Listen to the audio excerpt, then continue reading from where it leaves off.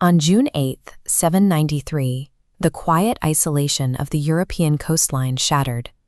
A band of unknown seafaring warriors landed on the Holy Island. They killed the monks of Lindisfarne, stripped the abbey of its treasures, and vanished back into the water. It was the first recorded attack of the Norsemen. To understand why these men left their homes, we must look at the geography of Scandinavia. Deep winters, narrow fjords, and a lack of arable land meant that raising cattle could only sustain a population for so long. To survive, these farmers were forced to master the sea. They also carried a worldview uniquely suited to conflict. The Old Norse universe was destined to end in a massive, violent struggle called Ragnarök. When your cosmos is built on inevitable destruction, dying in battle was framed as a path to honor rather than a tragic loss. But a willingness to fight required a way to reach the target. They found their solution in the engineering of the longship. This vessel featured a shallow keel, stable enough to cross open oceans, yet light enough to row deep into narrow rivers. This allowed them to strike cities hundreds of miles from the coast before an army could mobilize. The emergence of the Norse raiders was the result of severe environmental pressure, colliding with a breakthrough in hull design. By the mid-9th century, hit-and-run tactics evolved. Fleets numbering in the hundreds began to arrive on English shores with the intent to conquer territory, a force later chronicled as the Great Heathen Army.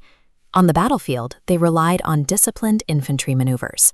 Warriors interlocked their wooden shields, advancing as a coordinated wall of iron and timber. Facing them meant fighting men who believed the day of their death was predetermined. Since no man could escape his fate, they fought with a disregard for survival that unnerved their enemies. Their success was driven by this fusion of organized infantry tactics and a philosophy that made surrender unnecessary. While some fleets sailed west, Swedish explorers, known as the Rus, pushed east. They saw more value in building trade networks than in burning monasteries. They navigated the river systems of Eastern Europe.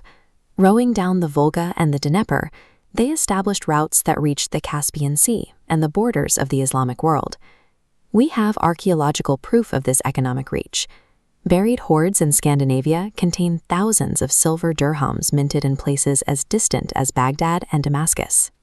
Eventually, they reached Constantinople, the capital of the Byzantine Empire. To the Norsemen, this wealthy metropolis was known as Miklagard, the Great City. Unable to breach its walls, they transitioned to diplomacy. The Byzantine emperors were so impressed by their physical strength that they hired them to form a personal bodyguard, the Varangian Guard. Armed with two-handed axes, these mercenaries protected the emperor and fought across the Mediterranean. In return, they received massive salaries in gold and silk, returning north with more wealth than any raid could provide. The Vikings were ultimate opportunists. They plundered the undefended coasts of the west, but they protected the wealthy centers of the east when the pay was high enough. By the year 1000, power in Scandinavia consolidated. Independent raiding chieftains were replaced by kings who focused on building centralized states. These rulers began to adopt Christianity. They built grand wooden churches that maintained the lines of their longships, mounting crosses alongside carved heads of dragons. This era officially ended in September 1066. The last major Norwegian Viking king, Harald Hardrada, was defeated at Stamford Bridge by the Anglo-Saxon army. Yet just 3 weeks later, that same victorious English army was defeated near Hastings by William the Conqueror. William was the Duke of Normandy, a direct descendant of Norse settlers who had integrated into France a century earlier. The English had repelled a Viking king, only to be conquered by a Viking descendant. The year 1066 didn't mark the death of the Vikings. It signaled their final transition into the ruling elite of the kingdoms they had once raided.